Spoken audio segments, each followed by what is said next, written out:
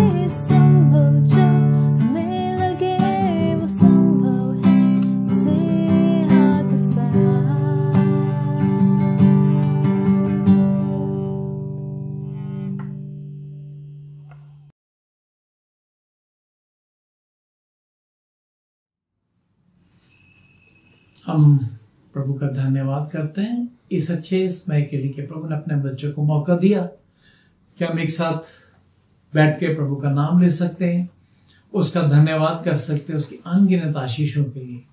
इससे पहले कि हम परमेश्वर के वचन की तरफ जाएं, आए हम अपनी आंखों को बंद करेंगे और प्रभु से प्रार्थना करेंगे। पवित्र पवित्र पवित्र दया के सागर, सच्चे और जिंदा परमेश्वर, तेरा धन्यवाद करने के लिए तेरे बच्चे तेरे कदमों में आए हैं। बहुत से ऐसे लोग हैं जो इस समय तेरा नाम नहीं ले सके, वो दुनिया से जा चुके हैं, लेकिन तूने अपने बच्चों को मौका दिया कि हम तेरा नाम लें और तेरा धन्यवाद करें। प्रभु यीशु, जो कुछ हम तेरे वचन में से पढ़ते हैं, तेरी पवित्र आत्मा हमारी अगुवाई करे और प्रभु हमें अपने हाथों से संभाल के रख, हमारे जुबान को छू, ताकि जो भी हमारे होंठों से और जुबान से शब्द निकलते प्रभु, वो तेरी इच्छा को पूरा करे। जितने भी तेरे बेटे बेटियां इसमें प्रभु तेरे सामने, उन पर अपना आशीष वाला हाथ रख, पवित्र आत्मा उनकी भी अगुवाई करे। ये छोटी सी प्रार्थना प्रभु यीशु के पवित्र और सामर्थी नाम में मैं मांगता हूं, आमीन। आप जानते हैं कि परमेश्वर भिन्न भिन्न समय में परमेश्वर ने अपने दासों को इस दुनिया में भेजा, जिन्होंने हमेशा से शुरू से लेकर के चेतावनी देने का काम किया है।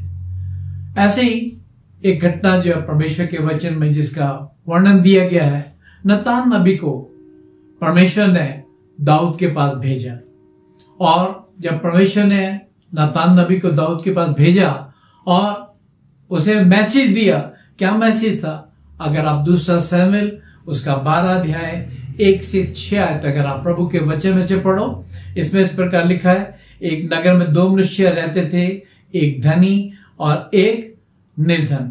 धनी के पास बहुत सी भेड़ बकरियां थी, परंतु निर्धन के पास एक छोटी भेड़ की बच्ची को छोड़ और कुछ न था, और उसने उसको मोल लेकर जिलाया था। वो उसके साथ, उसके बच्चों के साथ बड़ी थी, वो उसके टुकड़ों से पली थी और कटोरे में से वो पानी पीती थी और उसकी गोद में सोती थी और वो बेटी के समान थी।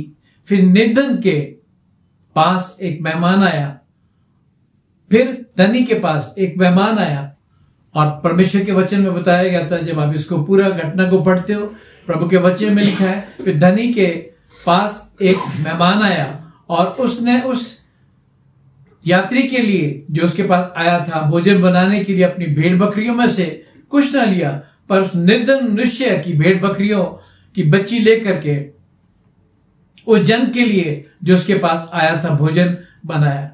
तब दाऊद का क्रोध उस मनुष्य पर बहुत भड़का और उसने नातान से कहा, यहोवा के जीवन की शपथ, जिस मनुष्य ने ऐसा किया है वो प्राण दंड के योग्य है, और उसको उस भेड़ की बच्ची का चौगुना भर देना होगा, क्योंकि उसने ऐसा काम किया और कुछ दया नहीं की। आप जानते हो, जब इस कहानी को आप परमेश्वर के वचन में से पढ़ते हो, यह 2 व्यक्तियों का वर्णन दिया गया है। एक बहुत धनवान व्यक्ति था जिसके पास बहुत सी भेड़ और बकरियां थी, और उसी के पास पड़ोस में एक निर्धन व्यक्ति रहा करता था जिसके पास एक छोटी सी भेड़ जो थी उसने पाल रखी थी, और बड़े प्रेम से उसने उस भेड़ को पाला था। उसकी बच्चियों के साथ बड़ी हुई, उसके बच्चों की रोटी के टुकड़ों में से वो भी पली थी खा करके, वो उसके साथ ही, उन्हीं के साथ ही पानी पीती थी। और बताया जाता है घटना में एक दिन क्या हुआ, नतान नबी जो था वो बताने लगा राजा को, दाऊद को, कि राजा, जो वो अमीर आदमी था उसके घर में एक मेहमान आया, और जब उसके घर में मेहमान आया उसके बाद बहुत सी भेड़ बकरियां थी, लेकिन उनमें से उसने एक भी नहीं ली, परंतु उस गरीब की उस भेड़ को मंगा लिया जो उसके पास थी, और उसने क्या किया, उससे उसके लिए भोजन तैयार किया। और जब ये बात वो दाऊद को बता रहा था तो दाऊद को बहुत गुस्सा आया। जब नतान ने ये बात उसको बताई, दाऊद को गुस्सा आया और कहने लगा कि कौन वो मनुष्य है जिसने ऐसा घृणित काम किया है, अपने जानवरों में से कुछ नहीं लिया, बल्कि उस गरीब की एक जो अकेली भेड़ थी उसको उसने लिया, जिसको उसने बड़े प्यार से पाला था। और बताया जाता है कि जब उसने ये कहा कि कौन ऐसा व्यक्ति है, उसे दंड दिया जाएगा, उसे सजा मिलेगी और उसे उसका चौगुना भरना पड़ेगा, तो नतान नबी ने क्या कहा कि राजा, वो तू ही है, तूने वो घृणित काम किया है जो तुझे नहीं करना चाहिए था। और परमेश्वर ने ये चेतावनी दाऊद को दी कि तूने भी यही काम किया है। एक तेरा सिपाही था हित्ती ऊरिया, जो तेरी सेवा करता था, जो तेरे राज्य में था, जो तेरे अधीन था, उसने क्या करा, उसकी एक पत्नी थी, तूने क्या करा, उस पत्नी पे अपनी नजर गड़ाई और उसे क्या किया, अपने लिए ले लिया और उसको तूने मरवा डाला। उसने कहा कि राजा, ये सब तेरा काम है। आप जानते हो, जब हम इस घटना को पढ़ते, इस कहानी को पढ़ते हैं, कई बार हम सोचते हैं कि ऐसा कौन सा मेहमान था जो दाऊद के पास आया था, जिसके लिए उसने ये सब किया था। कौन वो मेहमान था? या हमारे घर में जो मेहमान आते हैं, हम उनके लिए क्या करते हैं, कौन सी चीज उनके आगे हम रखते हैं, क्या हम उनको इतना प्यार करते हैं? और यहां पे बताया जाता है, जब आप इस चीज को पढ़ते हो, बड़े अच्छी तरीके से बताया गया है, प्रभु के वचन में भी इसके बारे में लिखा हुआ है, साफ कहता है कि दाऊद ने क्या किया, अपनी भेड़ बकरी में से नहीं, बल्कि उसकी गरीब की भेड़ के ऊपर उसकी नजर थी, उसको लिया। कौन वो व्यक्ति था? पहला यूहन्ना उसका 2 अध्याय 16, जब आप प्रभु के वचन में से पढ़ते हो तो इसमें एक बड़ी अच्छी चीज है जो परमेश्वर का वचन हमें सिखाना चाहता है। इसमें लिखा है, क्योंकि जो कुछ संसार में है अर्थात शरीर की अभिलाषा और आंखों की अभिलाषा और जीविका का घमंड, वो पिता की ओर से नहीं परंतु संसार ही की ओर से है। प्रभु का वचन साफ कहता है कि कौन सी चीजें हैं जो हमें क्या करती है, जिन पे पढ़ करके हम पाप पे पड़ जाते हैं और नाश के रास्ते पे चल पड़ते हैं। पहली चीज वो कहता है, वो कौन सी चीजें जो संसार में, कहता है शरीर की अभिलाषा, हमारे शरीर की जो इच्छा है, अभिलाषा है। और दूसरी चीज वो कहता है आंखों की अभिलाषा, और तीसरी चीज कहता है जीविका का घमंड। और यहां हम देखते हैं कि ये जो चीजें हैं, तीनों चीजें हैं जो प्रभु का वचन कहता है, वो कहता है ये पिता की तरफ से नहीं है, ये परमेश्वर की तरफ से नहीं है, बल्कि नाश करने वाले की तरफ से है। यदि हम इन चीजों को अपने जीवन में आने देंगे, काम करने देंगे, तो यह हमें विनाश के मुंह में डालेंगे। यहां आप देखते हैं कि आंखों की अभिलाषा का वर्णन जो है बड़ी सफाई से जो है नातान ने किया कि तेरी आंखों ने क्या करा, तेरे दास हित्तियोरिया की पत्नी को देखा, तेरी कुदृष्टि उसके ऊपर पड़ी और तूने क्या करा, उसको प्राप्त करने के लिए अपने उस दास को मरवा डाला। प्रभु का वचन साफ कहता है, दाऊद जानता था, प्रभु के वचन को उसने पढ़ा था, प्रभु के वचन में लिखा हुआ है कि तू व्यभिचार मत करना, लेकिन फिर भी क्या हुआ कि उसे क्या करा, उसकी आंखों की अभिलाषा ने उसे ऐसे पाप में डलवा दिया। और आप जानते हो कि उसके बाद दाऊद को क्या करना पड़ा, उसकी कीमत चुकाने पड़ी। बाद में बहुत पछताया, लेकिन वो एक छोटा सा जो शब्द है आंखों की अभिलाषा, उसने उसको क्या करा, परमेश्वर की नजर में और सबकी नजर में गिरा दिया। आप जानते हो, अगर आप भजन संहिता की पुस्तक उसका 101 अध्याय उसकी 3 आयत अगर आप देखो, इसमें लिखा है, मैं किसी ओछे काम पर चित्त न लगाऊंगा, मैं कुकर्म पर चलने वालों के काम से घिन रखता हूं, ऐसे कामों में मैं ना चलूंगा। प्रभु का वचन साफ कहता है, वही दाऊद जिसने पाप किया बाद में पश्चाताप करता है, और वो क्या कहता है कि मैं ऐसे अच्छे काम, ये गंदे काम है, बुरे काम है, कहता है उसके ऊपर कभी भी अपना मन जो है वो नहीं लगाऊंगा, और ना मैं ऐसे रास्ते पर चलूंगा जो मुझे पाप की तरफ ले जाता है। आप जानते हो प्रभु के वचन में लिखा हुआ है, मत्ती की पुस्तक 5 अध्याय 28 आयत में प्रभु का वचन कहता है, मैं तुमसे कहता हूं कि जो कि स्त्री पर बुरी नजर डाले वो उससे व्यभिचार कर चुका। आप जानते हैं ये आंखों की अभिलाषा है, बुरी अभिलाषा है। और जब हम आंखों की अभिलाषा में पढ़ते हैं, इसमें क्या होता है, जब हम एक बार देखेंगे उसके बाद हमारा मन लग जाएगा और उसके बाद हम उसकी तरफ, पाप की तरफ कदम बढ़ाना शुरू करते हैं। तो ये आंखों की जो अभिलाषा है ये हमें क्या करती है, पाप में डलवा देती है। एक ऐसे आदमी के बारे में वर्णन दिया गया है प्रभु के वचन में, जो प्रभु का चुना हुआ था, प्रभु का नाजीर था। परमेश्वर ने उसे अपने काम के लिए, अपने लोगों को छुड़ाने के लिए जो था वो चुना था, और उसकी जिम्मेवारी ये थी कि वो प्रभु की महिमा के लिए जो परमेश्वर ने उसको समर्थ दिया वो इस्तेमाल करे। आप उस व्यक्ति का नाम जानते हो, अगर आप न्यायों की पुस्तक 10 अध्याय और उसकी 4 आयत अगर आप पढ़ो, उस व्यक्ति का वर्णन दिया गया है जिसका नाम आप जानते हो, वो था शिमशोन।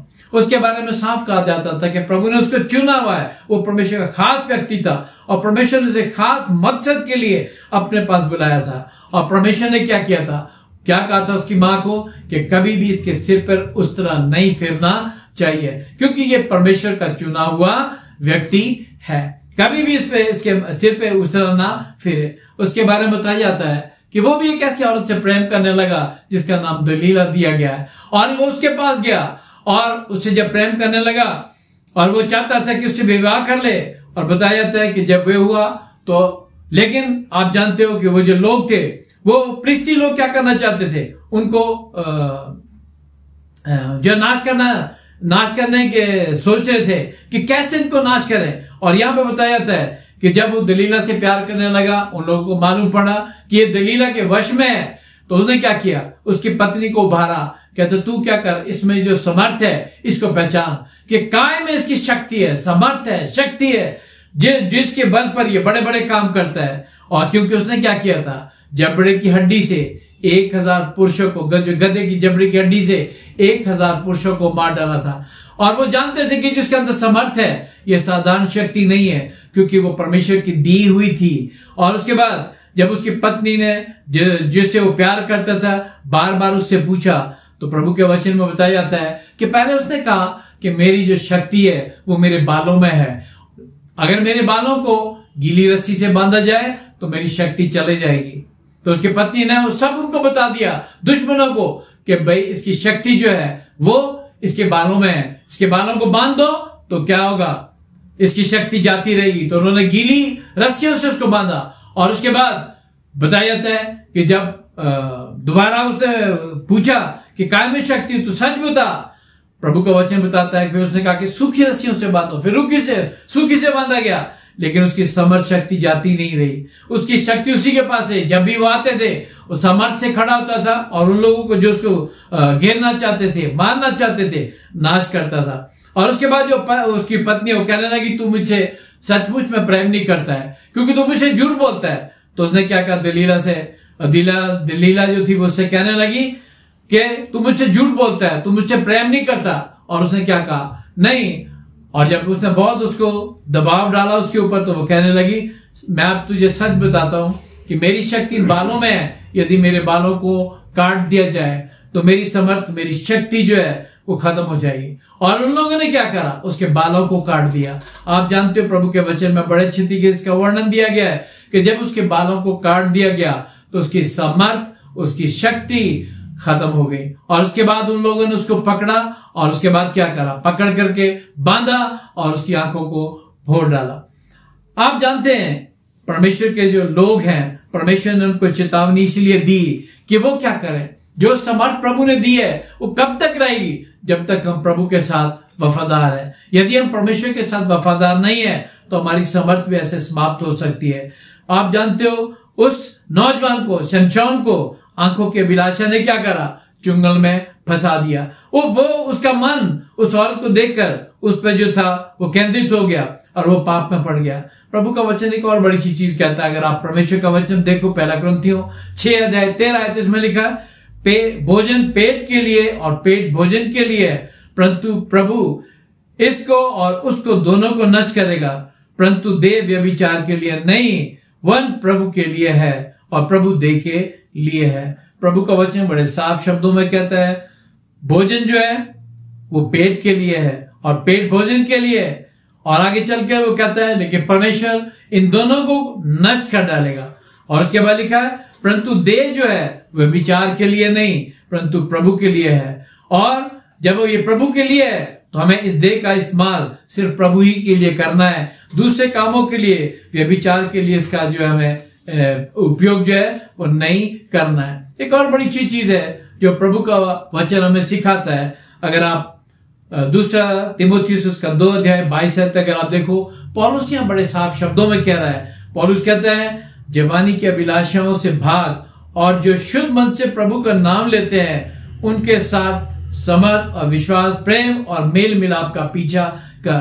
प्रभु का वचन एक नौजवानों को बहुत अच्छा मैसेज इसमें दे रहा है कि हमें क्या करना है। अपनी जीवन की अभिलाषाओं से, जो अपनी संतुष्टि के लिए हमारे मन में अभिलाषा है, उन जीवन की अभिलाषाओं से हमें क्या करना है, अपने आप को दूर रखना है। क्योंकि जब हम अपने शरीर की अभिलाषाओं को पूरा करना शुरू करेंगे तो हम विलास में पड़ जाते हैं। कहते हैं हमें इन अभिलाषाओं का पीछा नहीं करना, बल्कि परमेश्वर का, विश्वास का पीछा जो हमें और मेल मिलाप का पीछा करना है।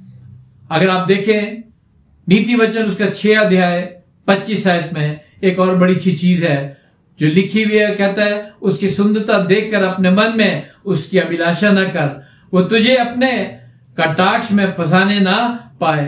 प्रभु का वचन कहता है बड़े साफ शब्दों में यहाँ पे लिखा हुआ है। जब आप इसको पढ़ते हो नीति वचन में, कहते उसकी सुंदरता देख करके मन में उनकी अभिलाषा ना कर। हमारे मन में किसी भी प्रकार के संसारिक वस्तु की अभिलाषा उत्पन्न ना होने पाए, क्योंकि जब अभिलाषा उत्पन्न होगी तो हम उसके वश में पड़ जाएंगे और वो हमें नाश करेगा। यहाँ एक ऐसे राजा के बारे में बताया जाता है दानियल की पुस्तक उसके 5 अध्याय में। जब आप इसको प्रभु के वचन में से पढ़ते हो, जिसका नाम था बेलशस्सर, और उसके बारे में बताया जाता है कि उसने क्या किया।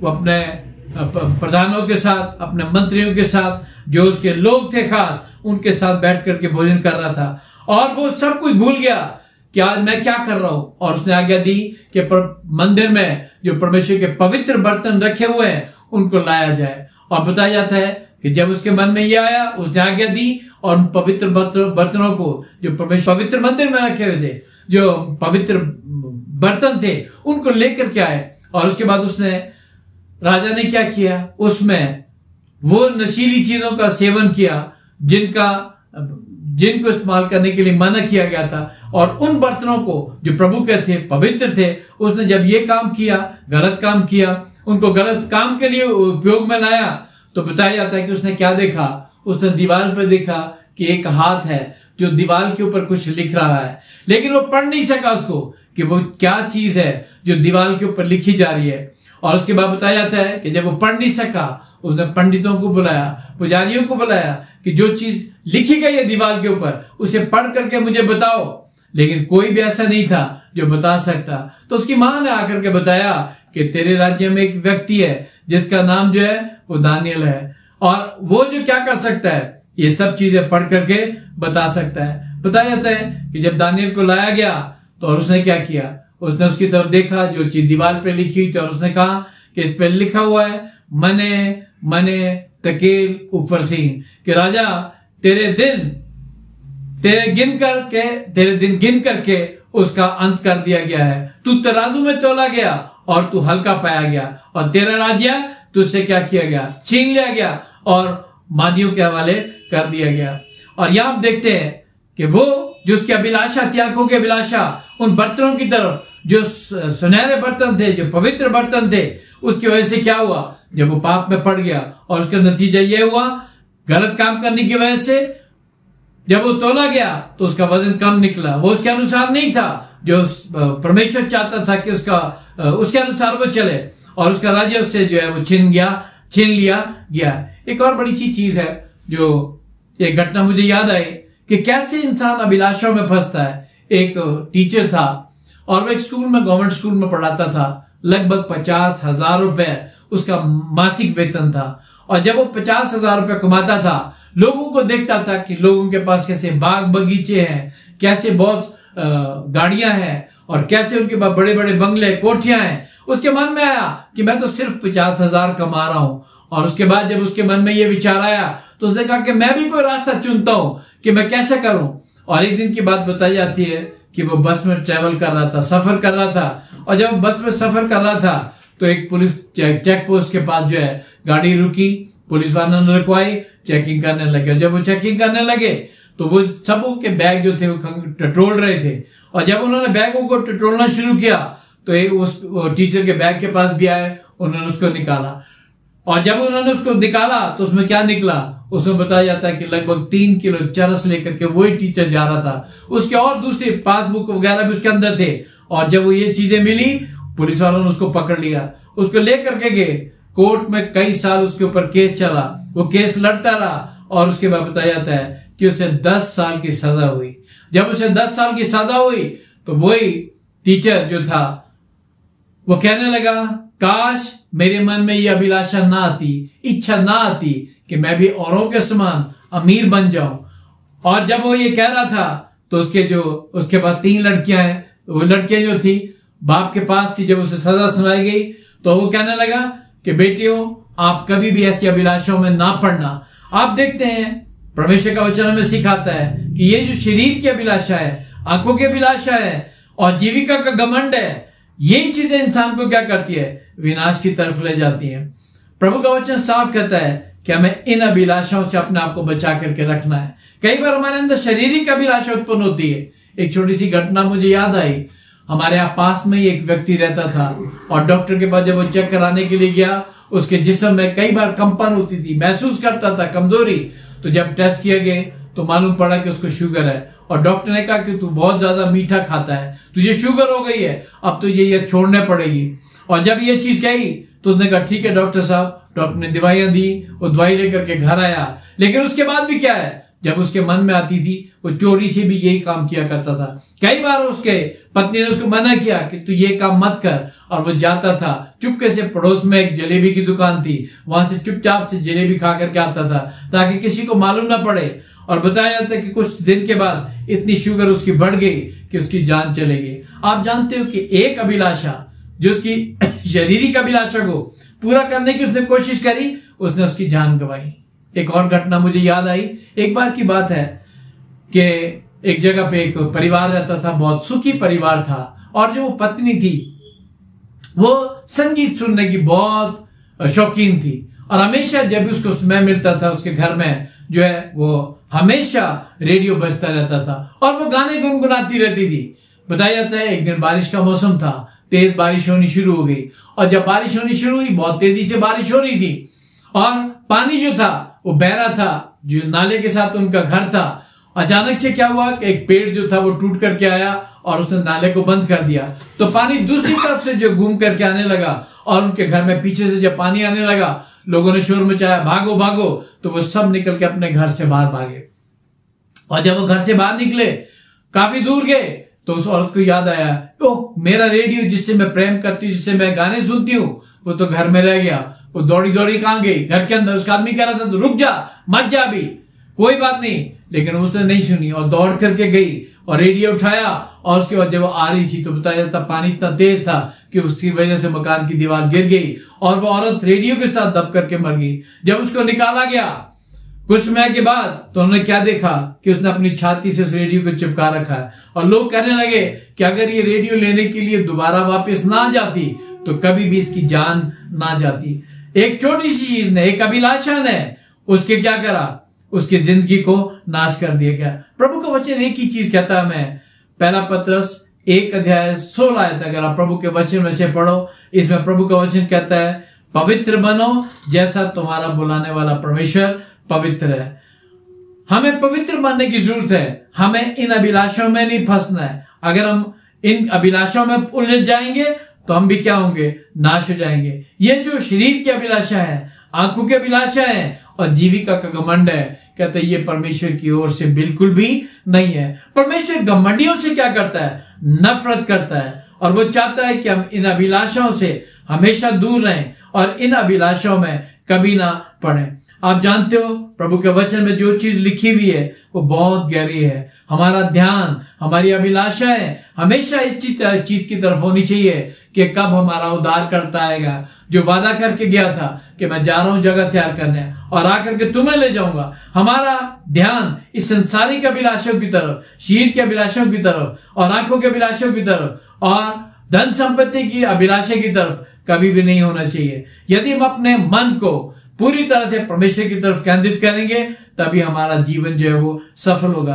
प्रभु का वचन साफ कहता है, जब हम परमेश्वर से प्यार करते हैं तो हमें पूरी तरह से परमेश्वर से प्यार करना है, तन से भी, मन से भी, धन से भी। और इन तीन अभिलाषाओं से, जो शारीरिक और आत्मिक, शारीरिक अभिलाषा है और आंखों की अभिलाषा है और जीविका का घमंड है, इन सब चीजों से हमें अपने आप को बचा के रखना है। तभी हम अपने आप को उस परमेश्वर के राज्य में जो है पा सकते हैं और हम बचाए जा सकते हैं जब हम इन चीजों से, अपनी बुराइयों से दूर रहते हैं। हमारा एम, हमारा टारगेट, हमारा गोल हमेशा एक ही होना चाहिए कि हम लोग जो है सिर्फ परमेश्वर को देख करके आगे बढ़े, दुनिया की तरफ देख करके ना बढ़े। अगर हम दुनिया की चीजों को देखेंगे तो हम दुनिया की चीजों में उलझ जाएंगे और नाश हो जाएंगे, जो परमेश्वर नहीं चाहता। इसीलिए बार बार वो चेतावनी देता है, नतान के द्वारा उसने मैसेज दिया। आप जानते हो शुरू से लेकर के परमेश्वर चेतावनी देता रहा, आदम को भी चेतावनी दी थी, लेकिन उसके बाद भी क्या है, उसने परमेश्वर की बातों पर ध्यान नहीं दिया। हवा ने उस फल की तरफ अपनी नजर दौड़ाई, उसकी अभिलाषा में डूब गई, और आज जो मुसीबत हम झेल रहे हैं, दुख झेल रहे हैं, ये उसी का नतीजा है। अपने आप को हर एक अभिलाषा से बचाना है और हमें पूरी तरह से अपना जीवन प्रभु के हाथ में देकर के आगे बढ़ते जाना है। प्रभु आप सभी को बहुत आशीष दे। आइए हम अपने सर को झुकाएंगे, अपनी आंखों को बंद करेंगे और परमेश्वर से प्रार्थना करेंगे। दया के सागर, सच्चे और जिंदा परमेश्वर, हम तेरा धन्यवाद करते हैं इस अच्छे समय के लिए जो तूने अपने बच्चों को मौका दिया कि हम तेरा नाम ले सकें, तेरे वचन का अध्ययन कर सकें और तेरा धन्यवाद कर सकें कि जो भी तू योजना बनाता है पापी मनुष्यों के लिए बनाता है ताकि हम लोग बचाए जाए। प्रभु यीशु, मनुष्य ने तो पाप किया और उसके बाद विनाश की तरफ बढ़ने लग पड़ा, लेकिन ये तेरा प्यार है कि तूने अपने बेटे को इस दुनिया में भेजा, जिसने आके हमारी अगुवाई करी, हमें वचन दिया, वो सही रास्ता बताया प्रभु, और बताया कि वो हमसे कितना प्यार करता है और इसी प्यार को परमेश्वर, ये प्यार की कीमत उसने चुकाई अपनी जान दे करके। प्रभु यीशु अपने लहू के द्वारा उसने हमें खरीद लिया। आज मैं प्रार्थना करता हूँ तेरे बेटे बेटियों के लिए जो तेरे कदमों में है, जितने बीमार है अपना हाथ इन पर रख, जितने हॉस्पिटलों में है प्रभु उन्हें चंगाई दे, ताकि वो अपने घरों में जाकर के फिर से तेरा धन्यवाद करें। महिमा के राजकुमार हर एक उस व्यक्ति के लिए प्रार्थना कर जो इसमें सफर में है, ताकि वो भी अपने घर पे पहुंचे, मंजिल में पहुंचे और पहुंच के जय जयकार करें। और आज मैं प्रार्थना करता हूँ इस बीमारी के लिए प्रभु, तो अपने बच्चों को बचा के रख, अपने हाथ के नीचे रख और सुरक्षित रख। हमेशा तेरे बच्चों के ओंठों से जय जयकार, स्तुति और धन्यवाद निकले। और आज मेरी ये विनती है, तू जल्दा इस पाप के सागर से हमें छुड़ा और हर एक अभिलाषाओं से अपने बच्चों को बचा के रख, जिनके द्वारा शैतान हमें घेरने चाहता है। मेरी आज की प्रार्थना प्रभु, जितने भी तेरे सामने है प्रभु बैठे हुए, इनके ऊपर अपना हाथ रख, इन्हें आशीषों से भर, इनकी जरूरतों को जानता पूरा कर प्रभु, और जो बीमार है उन्हें चंगाई दे। अब तुझसे क्या चाहूं प्रभु, ये छोटी सी प्रार्थना अपने उद्धार करता शीघ्र आने वाले प्रभु यीशु के पवित्र और सामर्थी नाम में मैं मांगता हूं, आमीन।